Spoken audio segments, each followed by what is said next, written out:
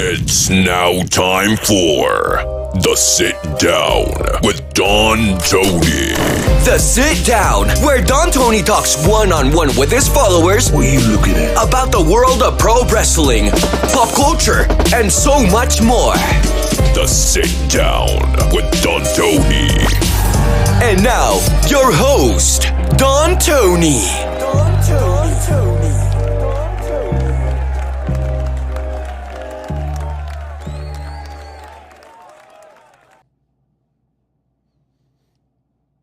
Good afternoon, everybody. It's a little odd to do shows in the afternoon, but I know so many of you have been asking me to do an afternoon show, especially for my friends overseas. Usually when we do the shows here in New York, 9, 10, 11 p.m. at night, it is the wee hours in the morning overseas. So right now, a little more manageable for my international friends. And I'll be honest with you, if there is a way that we can do an afternoon show once a week, we'll get it done.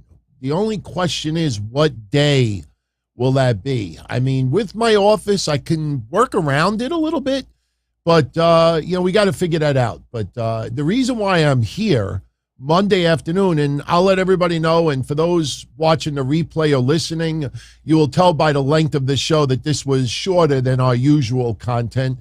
Later on tonight, at 11:05 p.m., right after Raw, I will be right back in this chair for your Raw post-show and a few other news tidbits. We have an unfortunate death in the world of pro wrestling. Man, Dave Hepner died over the weekend. Really, really sad, but, there's that old phrase that things happen in threes, and yesterday Tim White died. He was in poor health. But what a controversial guy as far as the world of pro wrestling goes. Outside of wrestling, or I should say outside of the cameras, I have heard nothing but beautiful things about Tim White. So beloved in the world of pro wrestling behind the scenes. The storyline that they did in 2005 is still up there for yours truly with Katie Vick. I mean, for those of you out there, and we'll talk about it more tonight, but those of you out there that never witnessed in real time a day in the life of Tim White, I think it was 2005 where they did those skits where he was attempting to end it all. We don't want to use the S word here because that is a very sensitive word to use, especially on the video side of things. That was so, you know what, Sean Smith, you nailed it on the head. That was the first thing I thought about when Tim White passed. He is reunited with Andre the Giant. The bond that Tim White had with Andre the Giant was like this. I'm sure a lot of you out there have seen that biography that aired, 2001? I think it might have been. I mean, just think about it. That was before those skits. Tim White was pretty much Andre's assistant, if you look at it like that. And once Andre passed, that's when Tim White, I think, was working more full-time for WWE. He was, I guess you could even say, maybe Andre's caretaker. Beautiful friendship between those two. Beautiful relationship. I mean, could you imagine without having that close bond with Tim White, if Andre had no one else that he could be that close to? Can you imagine what life must have been like for Andre? Not just being in pain and in poor health, but just his size and his limitations and how he was just, depressed. I mean, why do you think the guy drank as much as he did? It wasn't just because he loved alcohol. I mean, obviously there was a lot of pain physically and emotionally.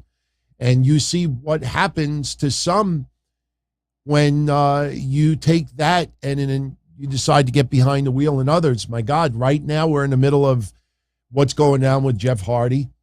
And you realize, Tammy Sytch facing DUI manslaughter charges. And I saw a question come in a few moments ago. And look, this show today, strictly Q&A. everyone who is live, you could start posting your questions and I will answer them all. Just put the word question before it so I could spot it quicker. Yes, super chats are not required, but they do get a little bit of VIP attention, which is only fair. But since we're talking about, alcohol and the Tammy Sytch stuff, Big Sal sent this in right before we went live. It says, happy belated Podfather's Day. Thank you. I will be at a doctor's appointment later, so I can't tune in live. Quick question. Did you hear about the lawyer for Tammy Sytch asking to be removed from the case? Yes, I did. I don't remember his name right now. I have to look it up. I think it's like Stephen De La Roche. That guy is a pretty powerful person in Florida. I'm very familiar with the guy because we've covered him in the past. Even outside of the wrestling scope of it, he was a judge back in the early 2000s, and he had some controversy at that time, and he ended up leaving as a judge. I don't know if he was forced. I doubt it. He ran for office maybe about 5 or 6 years ago, and now he has private practice. So, yeah, I am aware that he has requested to be removed from the case. I will get you first-hand information as to what's going on and why. I already have some tidbits. I will tell you that everything that you're reading online is just people reading from a website. PW Insider reports. No, PW Insider read the website. He read the court website and saw the court document. Anybody could do that. They race to be first on it, so that's why everybody's saying they reported it. I will get you some of the behind the scenes as far as specifically what went down. I might have it by tonight. If not, as soon as I get it, I'll let you know. But I will say this. Regardless of this guy's history, he is a damn good criminal defense attorney. So I cannot see how this is a good thing for Tammy Sytch. The early word is that she's not cooperating with the lawyer. And I got to be honest with you. How do you not cooperate? You're sitting in a jail.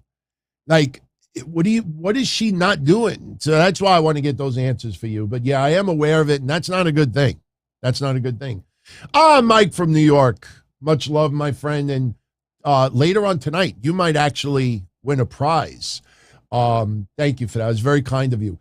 For everybody who was part of our watch parties Friday, SmackDown, Rampage, later on tonight on the post-Raw, we're going to be giving away this Vince McMahon signed photo. Even if you're not a fan of Vince McMahon, you could put that on eBay right now and get at least $100, $150 for that. Vince McMahon autographs are not easy to come by. But we're going to do a drawing tonight. Everybody who was live, and believe me, there was a lot more people live than usual on Friday, which is awesome. It's awesome. The more the merrier, man. And speaking of plugs, if you haven't checked it out yet, when I go like this, on the replay, there will be a link. It is an absolute must listen. Check out what we talked about over the weekend about the Vince McMahon situation. I'm sure some of you today will ask some follow-up questions, and that's what I'm here for. But we got into it, and I personally feel that we got into it more unbiased than anyone else out there. Because most people, there's an agenda either on one side, get this guy out of here, he's awful, and then there's the other side that, look, he's just a horny 70-something-year-old man, is consensual. I think we were very fair in our analysis, and the reaction has been unbelievable. I mean, as far as video, there's obviously a bigger audience than usual, but on the audio side, next to WrestleMania, the most listened to episode that I've done this year. So, Sandman Sizzle, any update on who rented the car Jeff Hardy was driving? Not yet. Today is a federal holiday. And much love to everyone out there who observes and celebrates Juneteenth. I don't know how I could say I celebrate it. I try to celebrate Juneteenth, and this might sound a little choreographed. It's not. This is coming straight from the heart. I treat everybody, black, white, straight, gay, male, female, animal, I try to treat everybody the same. So for me, I hope that I celebrate, just equal rights, fair respect every single day. But for those who are of color that have, this history and family ancestry and seeing what, our ancestors used to do, I mean, it's a horrible point of our history, but Juneteenth celebrated freedom. And look, keep in mind, and look, I'm looking right at you. I don't need a social studies class. I don't need notes to say this. This was celebrated in 1865, Emancipation Proclamation. I think that's what it was. And I think that was signed in like 1863. But this freeing the slaves was not until I think 1865. So it took like a couple of years for it to actually kick in. And realize when you think of Martin Luther King Jr. and others, that's 100 years later. Just because it was signed in the 1860s doesn't mean that freedom was truly freedom. So I acknowledge it. I learn from it. I try to be a better person because of it. So, so for everyone out there, it's a very emotional holiday for some of you out there. For me, I mean, I'm just being honest. I'm a white guy. I'm a fat, white Italian guy.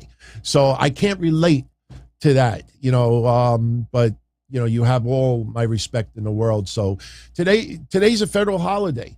And because of that, the offices, for the clerks, the courts, the prisons, the judges, the police, sheriffs, most of them are off today. So the short answer of it is no, I don't have an update yet. I am working on it though. And it blows me away. And look, there's no other shows out there that are going to put the finger on some of these big news journalists and podcasters out there, because you see, it's the cool kids club. You see them all showing love for each other. You see them plugging each other. You see them all wanting to hang out with each other. For us, the family here, it's a big fuck you from most people out there. Not everybody.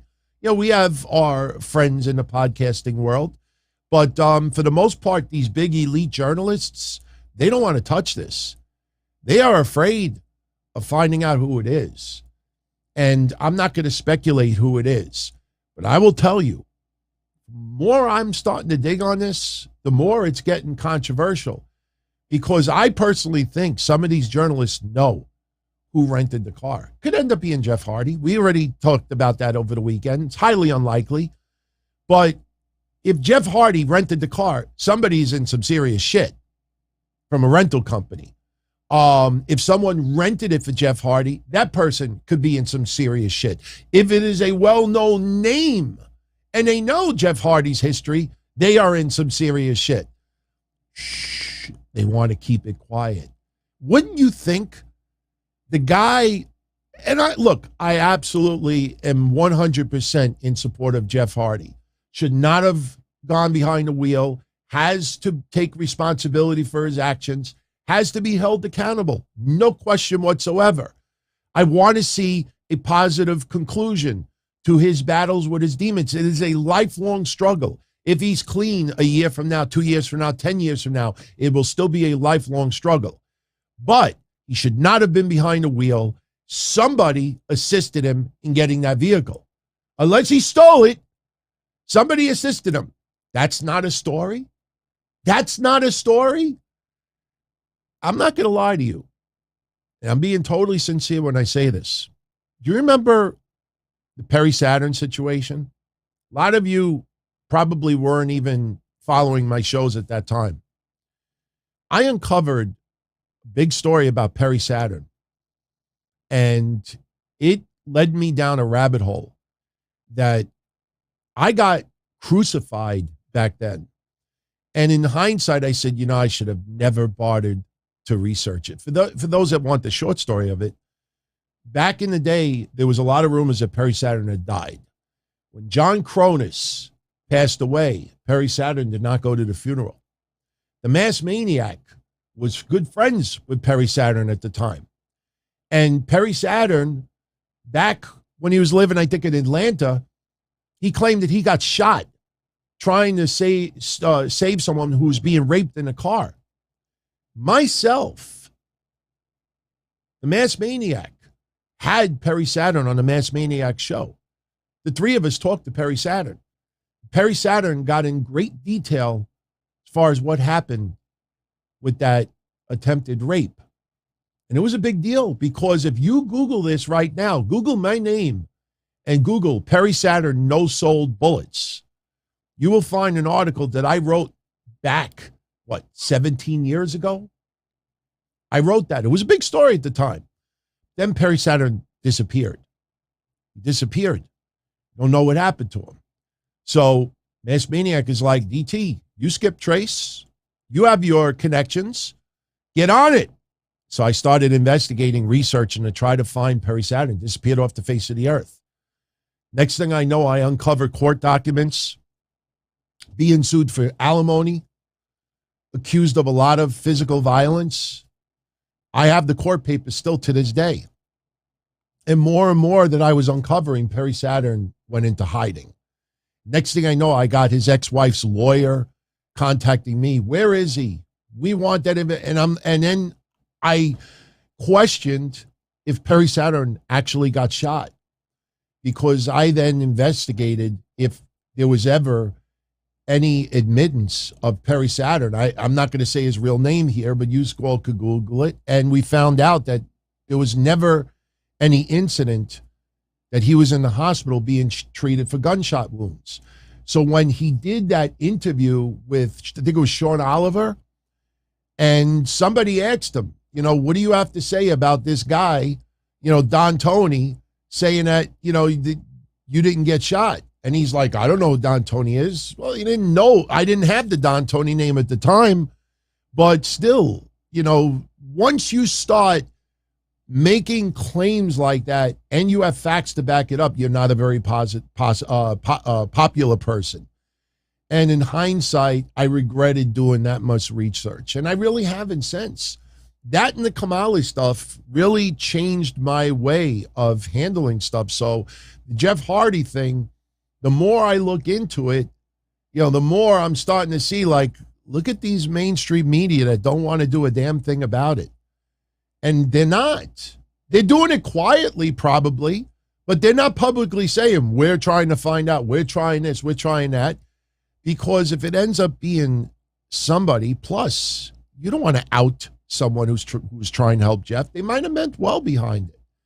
So it's a big deal. It's a big deal. Thank you, Omar, for the kind words. As soon as I hear something else, I'll let you know. And let me also make it clear, I'm not going to put my real work in jeopardy because of this story. Like I said, I could get some answers like this, but you're not allowed.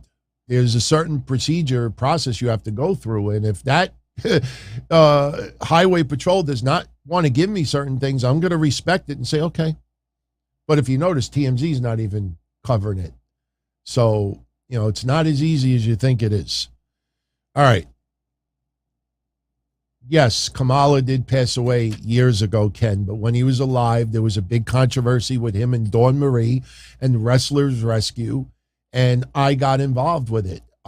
At that time, I was talking to Dawn Marie, supporting Wrestlers Rescue, and Kamala made some wild accusations against Dawn Marie. I'm sure a lot of you remember, Dawn Marie, no good. Dawn Marie, when you got money in your pockets, you can. Remember all that? Yeah, I was the quote-unquote scumbag. Why are you doing that to Kamala? What am I doing to Kamala? I'm just trying to get the answers. And I uncovered that Kamala was looking for money, and I don't blame him. He was in some very dire financial need at that time. But, when you have Wrestlers Rescue and the way it's set up and it's a charitable organization, you can't just say, yeah. There's a process, and, it was really controversial. And I got the truth, and the truth was against Kamala, but because of his physical condition at the time, a lot of people thought I was an asshole. That's why between the Saturn and the Kamala stuff, I said, you know what? It ain't fucking worth it. It's not worth it. Why work that hard to get the answer? And when you get the answer, either everybody says to you, fuck you, or they're like, yeah, no, we don't want to be any part of it. It's selective journalism. Yes, I am the idiot that does all that dirt. Rams fan with a great question. Should the car rental company start being held accountable for DUIs along with the person that did the crime? Let me tell you something. That's why, brilliant question. That's why I don't believe Jeff Hardy rented the vehicle. Because what was that term that we talked about with Tammy? Remember, perceived or inherited responsibility. I forget what the term is. Remember when we talked about her boyfriend, and if her boyfriend bought the car, put it in his name so she could use it, it's inherited, you're responsible in an indirect way. Now, that wasn't the case with a boyfriend. I want to make that clear. But we used the example of a bar. If you go into a bar and you're drinking profusely and you're intoxicated and then you leave, get behind the wheel and kill somebody, the bar could be held liable as well. So if Jeff Hardy got arrested for DUI and it ends up that he rented the vehicle and the rental company did not do their diligence to see that Jeff Hardy's license was suspended at the time and he required to have one of those alcohol ignition devices installed in order to drive a vehicle if he wasn't under suspension, I would think that car rental company would be in some trouble right now. So that's why I don't think Jeff Hardy rented the vehicle. Because immediately you would bear some responsibility on the rental company. Like, why are you renting this guy a vehicle when he doesn't have a valid license? It's restricted, it's suspended, and he's supposed to have an alcohol ignition cutoff. So that's why I don't think Jeff Hardy rented it. I think someone else rented the vehicle and allowed Jeff Hardy to use it. We'll find out. Joey is asking me this. This is a pretty raw question, man. If I find out it's somebody famous that rented Jeff Hardy the vehicle, will I make it public? I don't know, man. I mean, honestly, it's news. I probably would. But if it's somebody, look, again, let me make this clear. It's not Matt Hardy. And it's not Tony Khan. And I know what a lot of you are going to say. BT, how do you really know?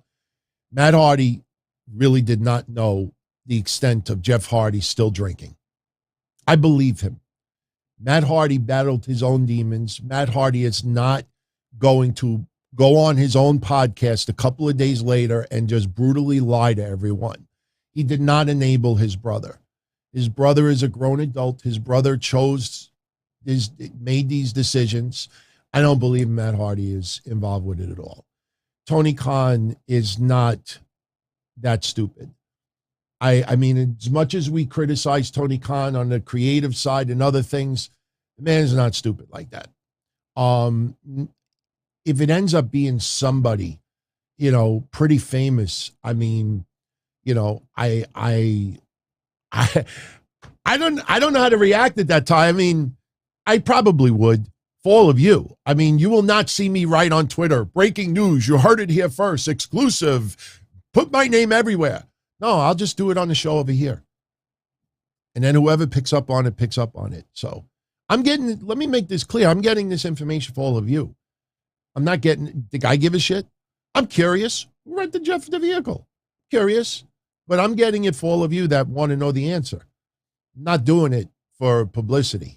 Believe me, if I wanted to do stuff for publicity, you would see these shows completely different. And honestly, I probably would get more views, but that's not me. I'm not interested. I don't need it like that. Mark Hicks, I am extremely excited for Elias tonight. I know, it doesn't stick anymore, but he's going to have the beard. Oh, I am Elias. I was thinking, do they have to give him hair extensions? He might have to go like Kane wig territory. And listen, this is $1 billion company. You don't think all these months that Ezekiel's been on TV, that behind the scenes, they haven't had like a costume company preparing a really nice wig and a beard for Ezekiel to wear, so when they do want to tease Elias coming back? So this is not just like spur of the moment. Hey, let's just do this. They try to trigger a number. This has been in development for the minute they created the Ezekiel character, they had this burning in the background. I know there's some people that still think that Aaron Stevens is going to show up and he's going to be Elias. It ain't. It's not happening. It's not happening. You got to make Kevin Owens go nuts. Kevin Owens is going to see Elias in the ring, and Kevin Owens is going to freak out. And we'll probably see Ezekiel in a pre-recorded segment on the Titantron, and Kevin Owens is going to be like, he's going to go nuts. You can't do that with Aaron Stevens. Aaron Stevens doesn't sound like Elias. So if Kevin Owens says, "You're Damian Sandow," no, I am Elias. It's going to be Elias with some hair extensions. Look, I could be way off on this, but from what, the conversation had, it's going to be hair extensions and a fake beard, some good special effects and glue, and he will come out there, and we'll probably have Ezekiel on the Titantron. And look, I'm looking forward to it. I think it's going to be a whole lot of fun. Yeah, look, it does suck about Tim White. Oh, man, I can't wait to cover this tonight. I can't wait to cover that tonight. I watched some of the segments back this morning. And, for some reason, I could laugh at them now. But in 2005, some of you out there, if you've never seen these segments, they're disturbing. But if you go out of your way and you watch, it's like 15 or 16 of them. Josh Matthews and him were comedy gold. But it was a fucked up storyline. He's trying to end it all, the S word.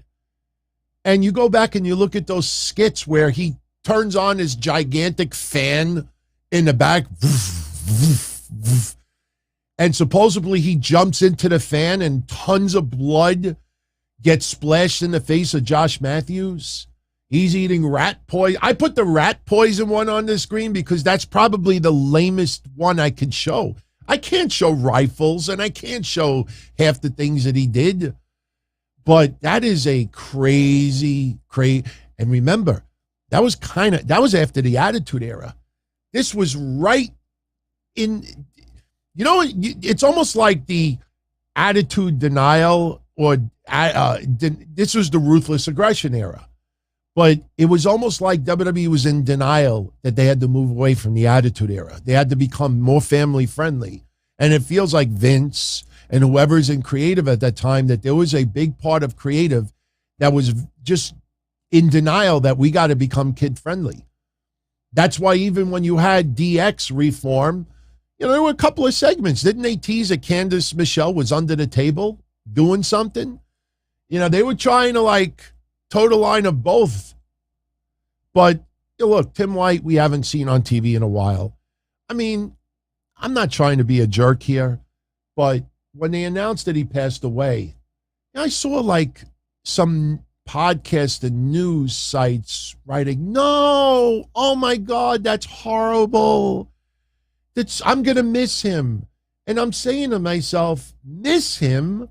Unless you hung out with him, talked to him online, talked to him offline. What do you mean miss him? Hasn't been on TV in how long? I'm going to miss him? What if you haven't missed him the last 10, 12 years he hasn't been on TV? What does that even mean? That's because they try to be over emotional on their tweets. They think that they're showing love and respect, and they're showing how fake that they are. Oh my God, he will be sorely missed. Kidding me? Do a Google or Twitter advanced search on that person. Let's see how much he missed Tim White over the last 15 years. You don't see not one tweet posted. Sucks that he died this young. I'm closer to his age, than people realize. I don't want to die that young. Sad. It's absolutely sad. We'll pay you a little more tribute tonight. All right. Let's move on with the questions. Looks like we're not going to do the phone lines today, only because we're really not going to go all that long today. But because we got a show again later tonight. But Benjamin is asking, should Vince have taken a chance to retire on his own terms after Mania, since he knew the scandal was going to be public? No. Vince has been a promiscuous man for decades, longer than some of you are alive. Yet he's been in charge all this time. There is a cancel culture. And like I said, as much as people don't want to admit it, and 99% of the shows out there didn't bring up this term, believe me, his close relationship with Donald Trump is just another huge reason why people just want Vince McMahon to be hurt. This is revenge for the hatred of Vince McMahon, the dislike of Vince McMahon, a white billionaire, Republican Trump supporter, promiscuous man. That's what it comes down to for a lot of people. There's no question that Vince McMahon, I wouldn't be married to him. I'd be very embarrassed if I was part of that family. But, this is what he did. And I think, Vince is what Vince is. There's no surprise here. I think everybody we're not surprised at all. Like I said, if anything, people should be more outrageous at John Laurinaitis cheating on his wife while she was battling brain cancer. Which one is worse? Do you see anybody talking about Johnny Ace right now? Everything is Vince because of two reasons. One, because they hate Vince and they think that this is their last shot at getting revenge, an emotional revenge against him, or they just want hits. Do you see some people who are tweeting 20, 30, 40 times about Vince in the last couple of days because they want attention? You think they're that emotionally angry at Vince? 73-year-old man got horny and he had sex with an employee willingly. The woman willingly did. And remember, I'm sorry for saying this. I have no sympathy against the female employee. Why should I? She had sex with a 73-year-old. She might have had sex with someone else. She wanted to. Why are we supposed to have sympathy? Why? And if she demanded money to keep silent, give me one logical reason why I should feel sorry for this female in any way. She got laid and she got paid. She got made, laid, and paid. Tell me what was done wrong to her. Oh, she was fired. Well, yeah, we had COVID and they streamlined and they also fired hundreds of other employees. Until you show me that something was done to hurt her, tell me why I should feel bad. Seriously. Please, I'm not trying to be a chauvinistic pig here. I don't condone what Vince did. I hope to God at 73 years old, I still want to do this with my wife, soon-to-be wife, no one else. But please, I'm still waiting for somebody to tell me that's angry at Vince for all this stuff. Tell me why they have sympathy for this female. Well, she was pushed around like a toy. Said who? Said who? People that want Vince to pay the price for this. Easy peasy, everybody. It's not hard to figure it out. Don't feel bad for the woman. She wasn't hurt. She wanted to be part of this. She wanted to do it. Oh, she was being used. I think she knew that Vince was married and Johnny Ace was married. Don't put words in people's mouth because you want it to go in a certain direction. I know that's not and most of you out there, but that's a message to some of those others. Stop forcing a direction that it may not go in, because that's where people fuck up. There's a lot of people online right now that are fucking up big time. Why? Because they won't let it just pan out, because they are afraid that it may not pan out in the favor that they want. So they want to push a certain agenda over and over and over and over and over and over and over again. So you start believing it. Like we said with the Triple H stuff, people push that so much that WWE is trying to erase his legacy, that when people say it enough to you, you believe it after a while. It was never true. It was never true. And I think back, if you want to go even further, think back last year with Keith Lee. Keith Lee. Oh, Keith Lee's being buried. Keith Lee was pulled from this pay-per-view. Keith Lee, Vince McMahon has soured on Keith Lee. They have nothing for him. Meanwhile, he's in a hospital in critical condition. It's like people push it enough that you start believing it. Thank you, everybody. Thank you. I'm just trying to be honest about this. Like I said, Vince is a pig. Vince is a pig. I would not be married to him. And I personally think, and I said this the other day and I'll stick to it, I personally think Vince McMahon and Linda McMahon, it is a marriage that is more just on paper right now. For decades, I believe that intimate part of it has been gone. It reminds me of Bill and Hillary Clinton. I know we said it more jokingly the other day, but no, that is much more believable than you think. Some people said Melania and Donald Trump. Yeah, that could very well be also. There are some people who will remain married, especially when they're in giant positions of power, because of, for the sake of the business, for the sake of the family, for the sake of the name. That I just don't feel like Vince and Linda are this close and intimate anymore. And that's been for a very long time. But let's also, look, again, let's also not put Linda McMahon as the victim just yet. Because she was involved in some storylines, like I said, with Bischoff and others, that she was willingly, being part of this. She was in storylines. She let her daughter slap her and stuff like that. And yes, she got revenge in the end. But this whole family is a little bit special. So, Linda was a willing participant in a lot of all of this. But no, I don't think Linda McMahon slept with Eric Bischoff. From what I heard, Eric Bischoff's always been loyal to his wife. I remember the rumors about wife swapping and DDP and all that stuff. I don't know if it's true, but I have never heard anything in recent memory of Eric Bischoff not being loyal. I've heard Eric Bischoff is, the complete opposite, but I don't know these people personally, so I really couldn't tell you for sure. So,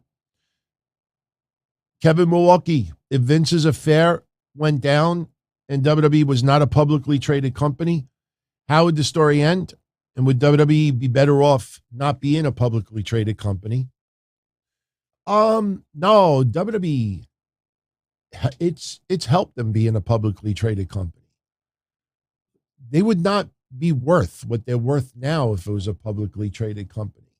See, by being a publicly traded company and having a board of directors, everything is done for the bottom line. See, Vince McMahon, and this is why I loved that interview with Pat McAfee more than anything else. I mean, I loved everything about it because there's this aura of Vince over the years that you don't get to see behind the scenes what makes him tick. You don't get to see the real personal side of Vince. So that was pretty cool for me. But the one part of that interview that he did with Pat McAfee that I had a smile from ear to ear is when we have been saying for years that WWE has to please the stockholders, and you could criticize, bash, rip, and say it over and over again that creative sucks and this sucks and Bruce sucks and this sucks. You're pissing in the wind. Because if they're making record profits and their investors are happy, why would they change anything? I don't like the horrible storylines. I hate it. But when you realize it's a publicly traded company and they have to answer to their investors more than anything else, you have to understand how the business operates. So when Vince said that, it's the investors, stupid. All these people that have been pushing it completely, we're all in denial. Vince is lying. Triple H, when he did that interview with that, I forget the name of it. He did an interview a couple of months ago, was talking about the plans for NXT and going back to developmental and everything else. We've been saying that for 2 years. And now Triple H says it and it's in print. And all those people that lied to you because they had an agenda, they accuse Triple H of lying. Everybody's lying. A publicly traded billion-dollar company does not blatantly lie like that. They could go to jail like this. And you don't think that Vince McMahon and everybody else is not under the radar? That if these guys and gals were truly lying, you don't think that all these websites that are suddenly angry about an affair wouldn't be under a microscope?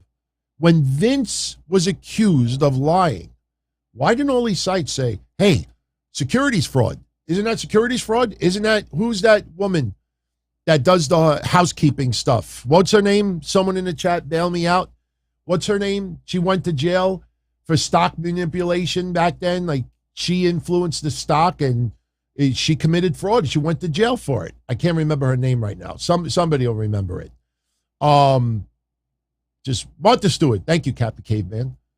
Why didn't all these places cite Martha Stewart with Vince, with Triple H, with anybody? Why didn't they cite Martha? They didn't even insinuate it because they knew it wasn't true.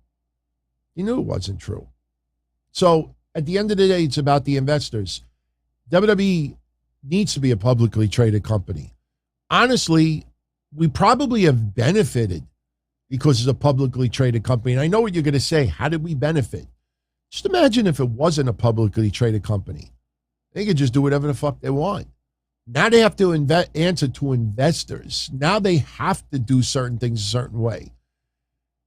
Trust me, when you think about this at the end of the day, being a billion-dollar publicly traded company, anybody who is an executive there has to think twice and 3 times over before they do something questionable. Believe me, Vince knew the ramifications if this came out public.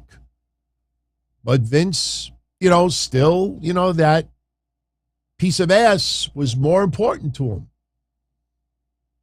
He knows what he's doing. Look, we're going to probably see some controversy in the next week or two, and you're going to hear it here first. Do not be surprised if Vince McMahon, because he's still in creative, that we see more love for Vince McMahon.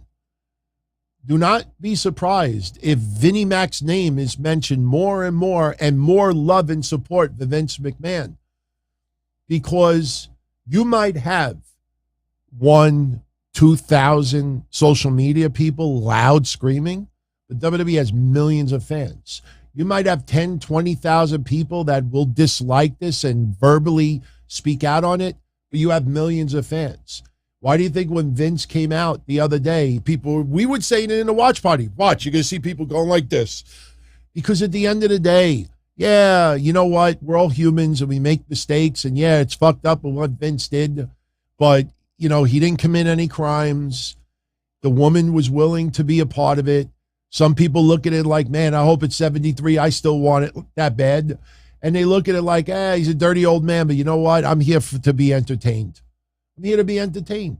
You know how many athletes, musicians, actors, actresses have had very fucked up sexual personal lives? And you bypass it because, he sings awesome. Or, oh, man, he could shoot hoops. Or, you know how many people have, all the history of wrestling, the history of music, with all the roadies and everything else? You don't think that these people did some horrible stuff? When you break the law, that's different. But, being dirty people and just cheating and Ric Flair, People are gushing about, oh, one more retirement match. Look what Ric Flair has done, even against his own women. Oh, but it's not a corporate employee. It's still the deed. So, all right. Let's see. A couple of super chats came in. Puffy89. Are you looking forward to the new Beavis and Butthead movie coming out later this year on Paramount Plus? I am. I will not deny I'm a little bit concerned about Mike Judge because I know his views about certain things. I hope he sticks to the uber politically incorrectness that is Beavis and Butthead. Anybody, look, I don't know if you can see it right behind the traffic light. There's Beavis and Butthead. When I first set this up, I wanted to put a couple of things to reflect. My favorite cartoon in my lifetime. I just loved Beavis and Butthead so much. But I think it'll be good. But I am a little concerned that we might get a little bit of political correctness out of it. But in the end, it's needed. It's needed. I think a little bit of political incorrectness these days could help because it's so one-sided, especially in entertainment. You need some people to ruffle feathers, and then people need to lighten up a little bit. There's no malicious intent involved, and I think some people nowadays, like every little, thing that it just triggers people. And you realize online that you could scream at the top of your lungs, and if it's for certain topics and causes, you will have a big audience out there. And it's addicting. It's addicting to have people pay attention to you. And I hope it's good. I hope it's good. And I hope he could do Beavis still. Because over the years, Mike Judge was having a more difficult time doing a Beavis impersonation. So I hope he got that back a little bit. Watch the ones they did about 10 years ago, and when they were using like reality shows instead of music videos, and you'll see what I'm talking about. Danny Blackstock, thank you very much, my friend. I just wanted to thank me for caring about being right instead of being first. Dude, I have intros going back 17 years that I can't play, not just because we don't do the DTKC show anymore, but it'd be beyond politically incorrect to post. But if anybody remembers those old intros, one of the things that I said on one of the intros is, we don't want to be first, we want to be right. And then my former co-host made a joke, that I'm not going to repeat here because I don't want any negative shit to go his way. But, I've been saying that since 1997. And back then, I look, I'm not going to lie to you. I'm going to reveal something now that I've never revealed before. I swear to God, I'm going to reveal something now you all get a kick out of.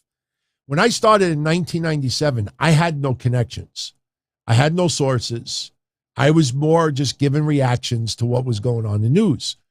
And I wanted to feel like I was an important journalist, so we would put stuff out there, and we would try to get the news before everyone else. Later on, I became friends with Mike the Informer. I don't know if anybody remembers Mike the Informer. And then with the TNA stuff, Mr. Mystery. And then you become friends with people in wrestling over the years. And when they share locker rooms, they'll say, hey, dude, check this out. You're not going to believe this. You won't believe what I saw here. And most people trust me now. I'm going to keep it quiet. There's so much stuff that I've been told and seen that I never made public because of that trust. But back in 1997, when I said that I don't want to be first, I want to be right, the only reason why I was saying that is because I had no connections and it was almost impossible for me to be first. So I would just say, I don't want to be first, I want to be right. So because I knew I would never be first. I didn't have sources like that. Over the years after that, in the early 2000s, it morphed that, okay, I do have the answers. Now I do have sources. Now I can verify stuff. So I kept it because, I don't want to be first. I want to make sure. That's why, if you notice, did you see that awful shit that Wade Keller reported yesterday? I'm going to mention it tonight again if I remember. It's not written down or anything. I read one of the stupidest, awful things. And it just reminded me why I fucking can't stand Wade Keller. It's nothing personal, but he's just fucking awful. There's news reports going around that he dispelled the rumor that Triple H and Stephanie are not involved with each other anymore. He did on this podcast, he said, look, there's rumors going around that Stephanie and Triple H are no longer intimately involved, and I'm here to tell you they're still a team. Why would you even fucking say that? There is no credible reports going around that Stephanie and Triple H are no longer romantically together, that they're just married.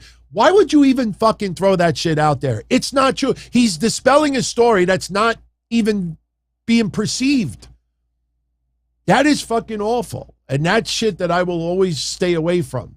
I read it yesterday. I said, I wanted to say something, but I said, nah, he ain't even fucking worth it. I was going to write something. How fucking awful is that? So I don't care if you go seek it out. Look at it and you'll see what I'm talking about. Why would you even bring that out there? If it's bullshit and no credible people are reporting it, you don't say it. That's why most of the bullshit never comes up here. Now, if somebody asks me, I will answer it. Yeah, if it's Super Chat comes in, I'll address it. I'm not going to ignore it. But, when somebody says to me, oh, what do you think about that Stephanie was being forced out because of the MLW lawsuit? It was stupid. And now, look, she's the interim CEO. Even if it's just a name only, why would you send a message to your stockholders? A woman who was being forced out because of an MLW lawsuit that's this big is now the CEO of everything.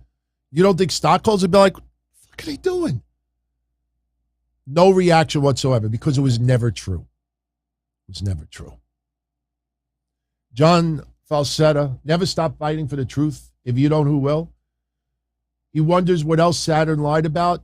No. Saturn didn't lie about anything other than the shooting stuff. I could never verify.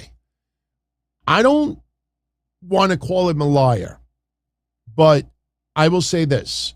When he was on our hotline, he said it happened in Atlanta, and then he disappeared off the face of the earth. And Mass Maniac said, I hope he didn't die. And there was rumors at that time, Perry Saturn died.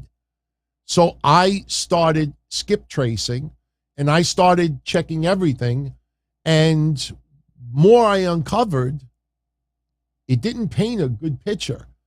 Then I thought, okay, maybe he had complications from the shooting. And I contacted all the hospitals in the Atlanta area at that time, gave him his real name, date of birth. There was no record of him being shot. So all I said was, look, there's no record of him being shot. I checked every hospital in like 100-mile radius of where he said it happened. There was no record whatsoever. Couldn't find a police report for the shooting. So, I don't want to say he lied, but I couldn't find any proof that he didn't. But his Army Ranger stuff is legit. And I thank Perry Saturn for his service. I don't want anybody to throw any shade to Perry Saturn because that is long gone and we don't know. We don't know the truth. What I always was told, in case people want to know, is that the scar that he had, that he claimed was gunshot, was actual surgery for, injuries. I don't know what's true or it's not. Bottom line is he was alive, and that's what we were looking for. It just, unfortunately, trying to get that answer, you uncover a whole load of shit.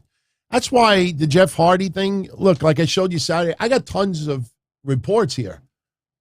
And it does answer a lot of little things, but there's a lot of other little things on there that it's like, man, I didn't want to find that, or I didn't need to see this, or I don't want to, So I'm just a little nervous that I might find more than what I was looking for. And then it's like, okay, what do you do about it?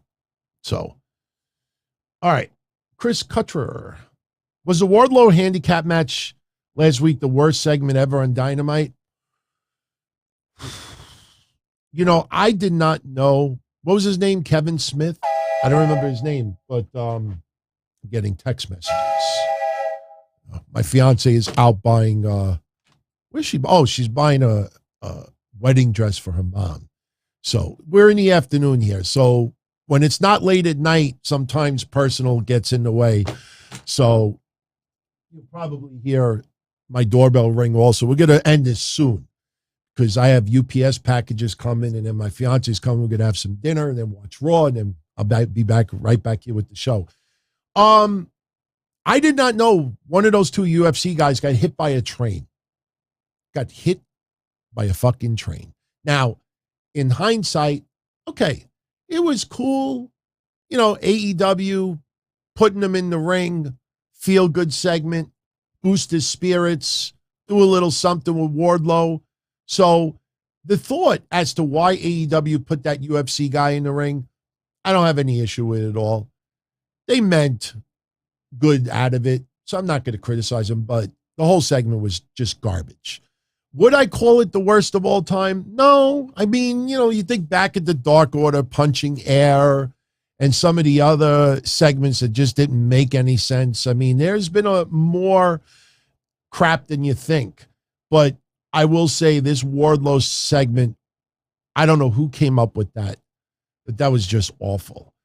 And then earlier in the week, a day or two earlier, you got Tony Khan telling Busted Open, yeah, he's got to pin or submit everyone. And literally 10 seconds in the match, people just falling off the side of the apron, they're eliminated. It was just garbage. You know, AEW, and I'm glad everybody else picked up on it too. Even Cornette picked up on it also. You had Yuta and Santana run down the rampway, and it made no sense whatsoever. Why was Eddie Kingston the only person by Ortiz's side in the hand versus hand match the whole time? Why? Because Santana was taking a shit? Because there was a churros truck on the outside? Churros. It made no sense. You know why they did that? Because Tony's like, oh, let's send them down the rampway just so the fans could pop. Oh, look, somebody's running on the rampway. Oh, look, to the save, to the rescue. Why did Yuta even come out there in the first place? What does Yuta have connect? Because they're just trying to throw so much shit out there to try to maximize every little opportunity. Oh, why just do this when you could do this? And less is more. Less is more. I like Rampage more than I like Dynamite. I swear to God. I like Rampage more than I like Dynamite. Less is more.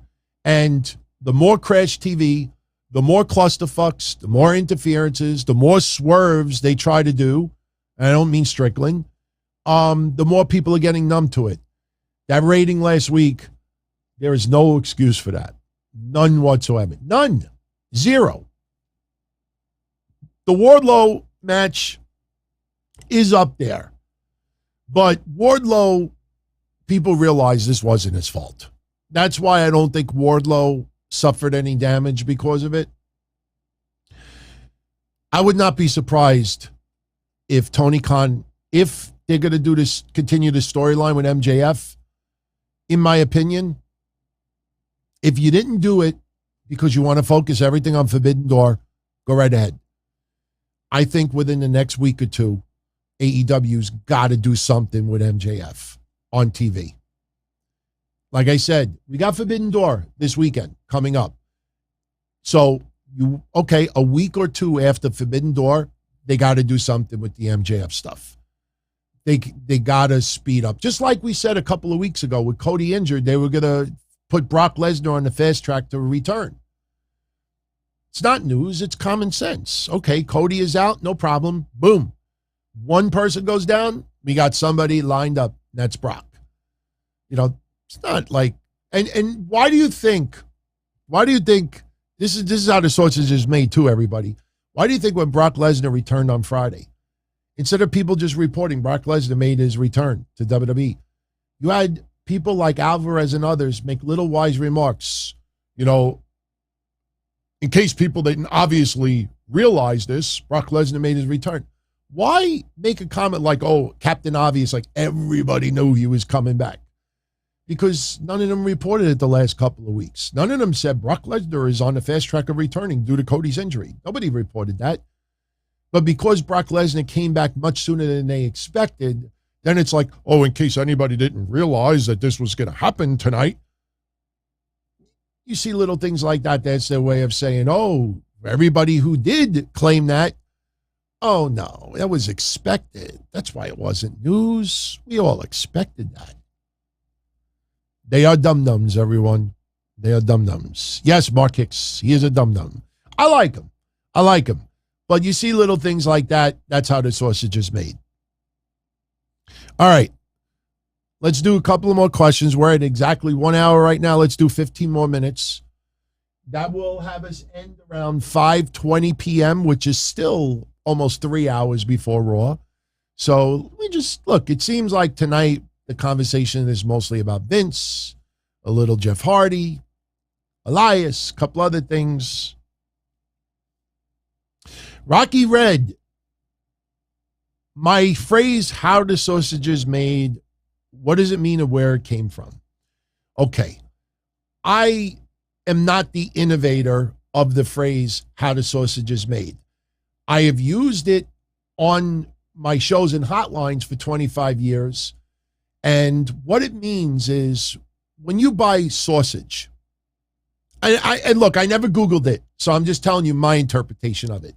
When you buy sausage, breakfast sausage, sausage from a supermarket, you know, you buy it, it's in a casing, you fry it up, you eat it. Hopefully you cook it, you eat it. But you don't know how that sausage was made. So basically, if you don't know how it's made, you know, you take the pork and you grind it up and you put spice, you put this and you use casings. And it's funny, if you look, I used to work in my dad's store. I know how to make sausage. You put it in this thing and you crank this thing. And as you're doing it, there's a casing and you're literally going like this. And as it's coming out, I know what it looks like, but you're like, just, that's how it shows you how this sausage is made. You see the end result, but you don't know how it's made. When I use it with the shows, what that means is when you hear certain types of news, it's not news, it's common sense. So I'm showing you this is how they come up with this. Okay, here's a great example. Now, sometimes it's funny because when we say this a couple of days early and people see it on a search result, then they don't do it. We're like, aha. But you will see some Nimrods. Okay, here's a good one. 2 weeks ago, our sources tell us that the buzz backstage of SmackDown was Naomi and Sasha. This was 2 weeks after they walked out. So you will have Nimrods this week say, backstage, our sources tell us backstage, all the talk was about Vince McMahon and John Laurinaitis on Raw. All the talk backstage on Raw was about Vince McMahon. When Vince McMahon came out on SmackDown, what did you see people reporting? Our sources say that the reactions backstage varied between angry and confusion. Do you think that people who are working backstage are text messaging journalists and they're saying, oh, I'm confused right now. I'm mad right now. But meanwhile, they can't even fucking answer tiny little news tidbits. You see what they got exposed about the Sasha stuff? They got exposed about the Vince stuff. They got exposed about the Stephanie stuff. They got exposed about so many things. MJF, you see how much, they have no connections, most of them, not all of them, but some, they don't have nothing. So how the sausage is made is, you will see this week, our sources tell us that all the talk backstage at Raw was Vince McMahon and the controversy, or Stephanie returning. That's how the sausage is made. You look at something and you think of a common sense reaction to it, and then you just put backstage sources tell us. And it just sounds right. It's common reaction. If you work for a company and one of your high profile employees just walks out the next week, once you found out, you show up at work. Oh my God, did you hear what Sasha did last week? It's common sense. But someone will say, our backstage sources tell us that everybody was talking about Sasha. That's not news and that's not sources. That's just, you look at a situation, you guess what the reaction would be, You claim it's sources. That's how you get the sausage. The sausage is our backstage sources tell us blah, blah, blah, and blah. I'm showing you how that sausage was made to get to that article. I've been doing this 25 years, everybody. That's why 98% of these sites and journalists out there won't acknowledge you or me in anything. In anything. The only time that they brought me up recently is because they thought Tammy Sytch was ripping me apart on social media. It wasn't Tammy Sytch, it was her boyfriend. And I've talked to him after, and we've not friends. He doesn't like me, he can't stand me. But we agreed to just shut the fuck up about each other, you know?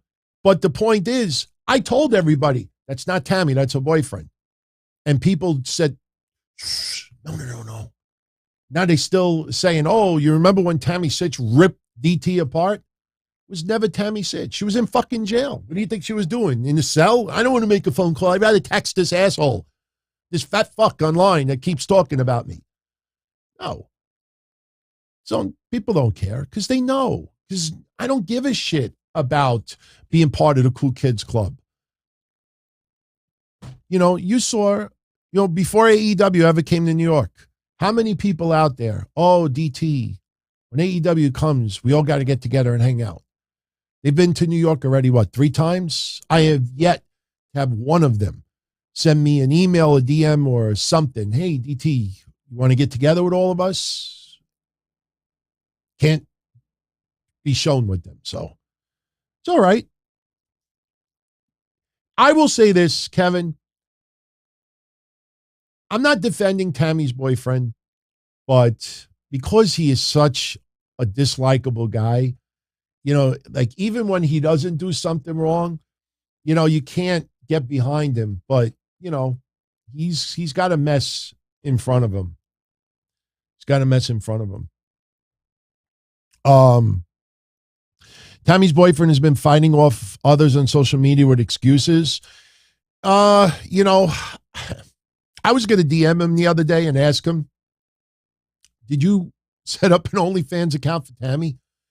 But what I found out was if anybody paid it, took a few moments to click on some links, it was leading to some guy's website. It was fake. Tammy never relaunched an OnlyFans. She's in prison. I actually saw people were reporting that Tammy Sytch relaunched her OnlyFans page. She's in fucking jail. Even if she has internet access, she can't be like, if she really relaunched her OnlyFans while she was in jail, then let her almost look like a hospital surgery. Let's see the prison bars in the background. And she's like this. I'm wearing shorts, by the way, not underwears, shorts, jean shorts. Come on. She's in fucking prison. She can't relaunch an OnlyFans. But that's not going to get hits. It's not going to get hits, man. Where do I see wrestling in the next 4 years? I see it pretty much where it is right now. 4 years will go like this. AEW will be fine. I think they'll actually get better. They may get a little worse before they get better, but AEW will be fine. WWE will be fine. I mean, pro wrestling you'll see some changes here and there, but as we get completely out of COVID, which will take years still, this Forbidden Door thing, Forbidden Door is going to become such an annoying word. People are starting to get annoying with it already. Forbidden Door has almost run its course. Remember what I said, Tony Khan was not the Forbidden Door. COVID was the Forbidden Door. And by the way, we'll talk about it on Wednesday because Wednesday is non-WWE stuff, but I did watch SummerSlam Anniversary yesterday, and that was very, very cool of AJ Styles and WWE allowing him to pay a little love to. Why didn't Tony Khan allow some of his stars comment about Impact? If you remember a while back, I said, I don't think Impact Wrestling and AEW are on the best of terms right now. That was very, very one-sided what went down over there. And I still think there is some issues on that side. And same thing with NWA. Same thing. I think this forbidden door is coming to a close sooner than you think. Somebody asked me with Father's Day, Near. What's up, Near? What's my favorite memory from Father's Day? By the way, I posted this on Twitter yesterday. I never realized that I never posted this picture before of me and my dad, because I was at my dad's house yesterday. And the reason why we're doing this on a Monday afternoon was because yesterday I spent Father's Day with my dad. I actually went there Saturday, stood there overnight.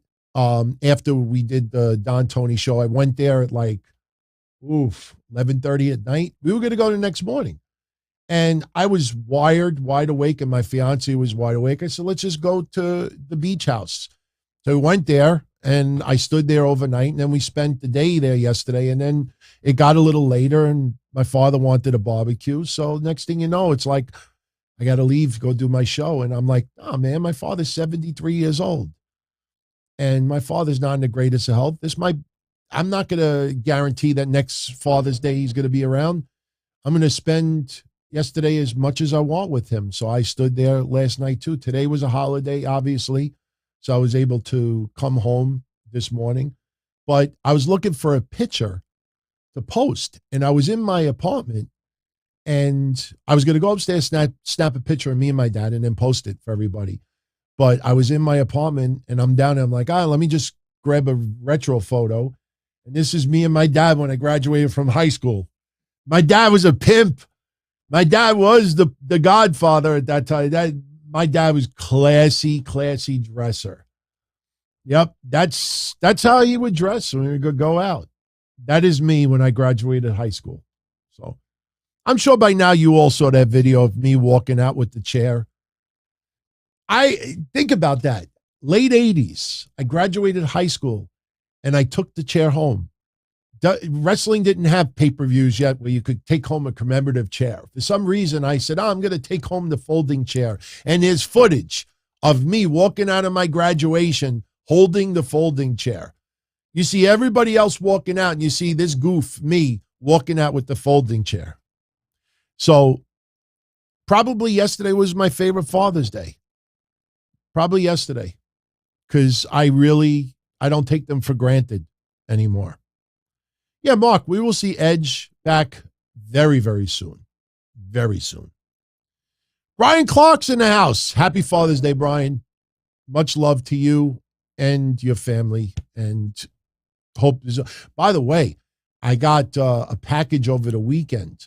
There was a couple of wrestling figures that I pre-ordered from Brian Clark that came in that I'm going to show. I'll probably show it tonight. I want to, put a little focus on it. They're really, really cool. Going to give away one or two on these shows.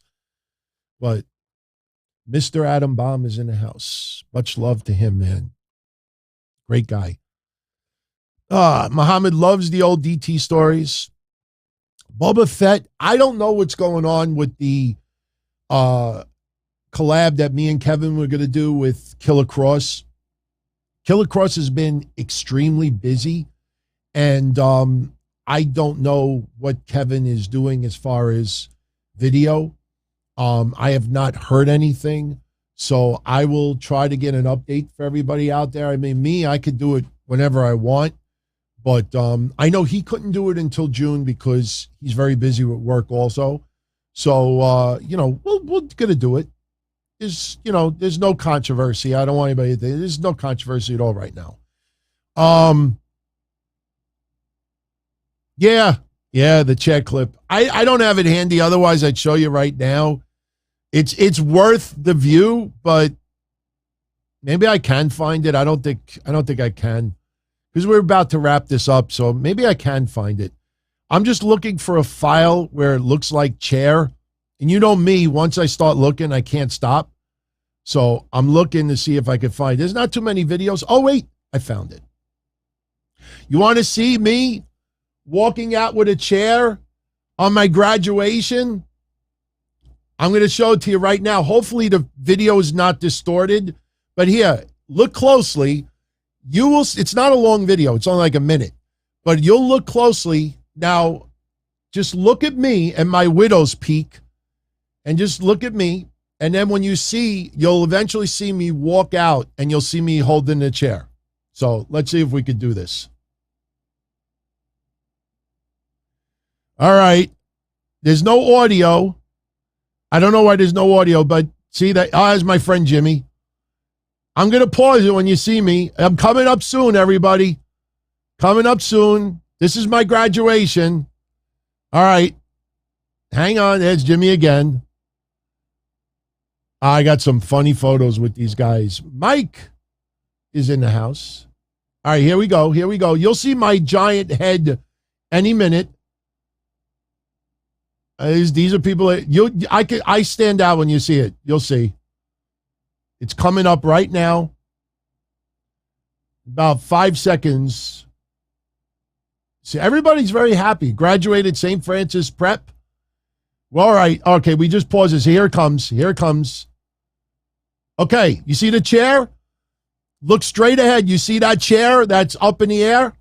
All right, there I am. Watch. See, I just saw the chair, right? See, there's my head. There I am. See, right behind the second finger. That is me.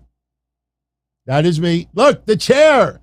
I took home the commemorative chair. I'm the only person in the building. I took home a commemorative chair.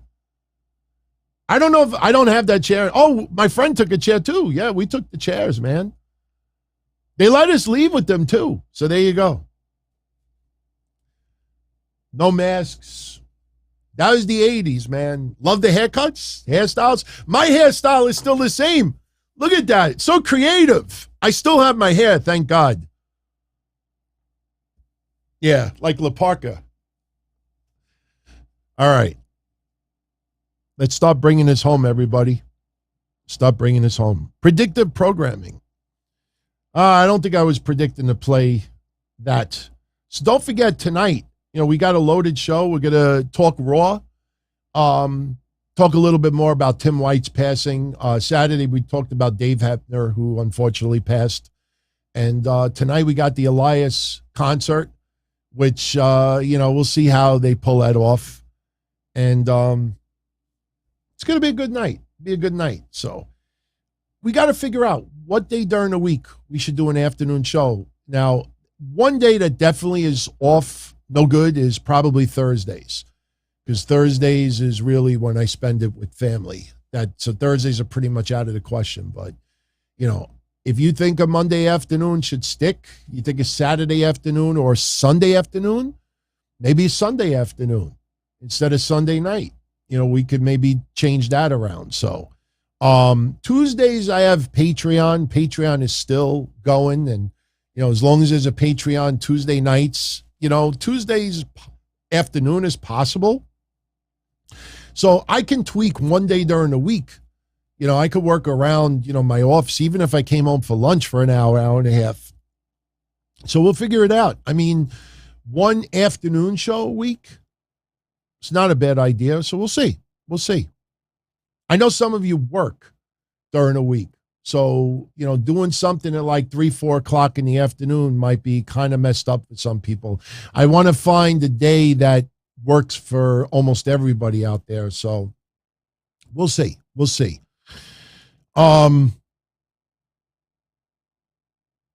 Patreon, the thing with Patreon is we usually do it right after NXT, and Patreon is mostly like an hour show or so, and it's audio only. So to move Patreon really would not make any sense, to be honest with you. So yeah, I'm kind of thinking maybe like Sunday afternoon. We'll see. So anyway, I'm going to jet out of here. And you see me adjusting here. It's because I got a brace on. So I hope you all enjoy the rest of your afternoon. Enjoy Raw tonight. For everybody on the replay, Raw would have happened already. So hope you enjoy this episode. I tell you, for me, this is going to be easy to do a little synopsis on because it was mostly like 4 or 5 topics that we talked about. But much love, much love. I'm glad everybody could hang out for a little while tonight. I know spur of the moment, I was not intending on postponing the show to Monday afternoon, but, it is a little bit different to do a Monday show. And it's good because my fiance still hasn't returned yet, and my UPS deliveries haven't happened. So at least the show didn't get interrupted. But everybody have a great night. Much love. If you enjoyed this show, hit the like button. If you know anybody that might like the channel, spread the word. And I will catch you all again soon. Now, remember, this weekend is AEW Forbidden Door. And I plan on doing a recap. We're going to just do an overview. I mean, most of those New Japan wrestlers, some of them are household names, but they're not wrestlers that we watch on a regular basis. Otherwise, the TV show on Access would be drawing much better numbers. But we'll definitely do an overview. But because of that, there's no sit-down show Sunday night. So I'll figure out, possible time schedule that we could do an afternoon show, and I'll let everybody vote on it, and we'll start doing that. So much love, everybody. Enjoy the rest of your day, and I will catch you all again soon. As far back as I can remember, I always wanted to be a podcaster. For me to live any other way was nuts. To me, those goody-good people who worked shitty jobs for bum paychecks and took the subway to work every day and worried about their bills were dead. I mean, they were suckers. They had no balls. If I wanted something, I just took it. I ran everything. I paid the bills. I paid the host. I even paid the masked maniac. Everybody had their hands out. Everything was for the taking. We always called each other good fellas. You would always hear from somebody. You're gonna like Don Tony. He's all right. He's a good fella. He's one of us. But if you're part of my crew, nobody ever tells you they're gonna get rid of you. It doesn't happen that way. There weren't any arguments or curses like in the movies. See, your haters come with smiles. They come as your friends, the people who've claimed they care the most for your life. And now that's all over. And that's the best part. Today everything is different. There's lots of action. I don't have to wait around for everything like everyone else. Oh, I didn't get the vaccine? Fuck you, vaccine me. Oh, your delivery guy has COVID? Fuck you, feed me. Right after I moved here, I ordered egg noodles and ketchup, and I got spaghetti with meat sauce. I'm no longer an average nobody, while they get to live the rest of their lives like a bunch of schnooks.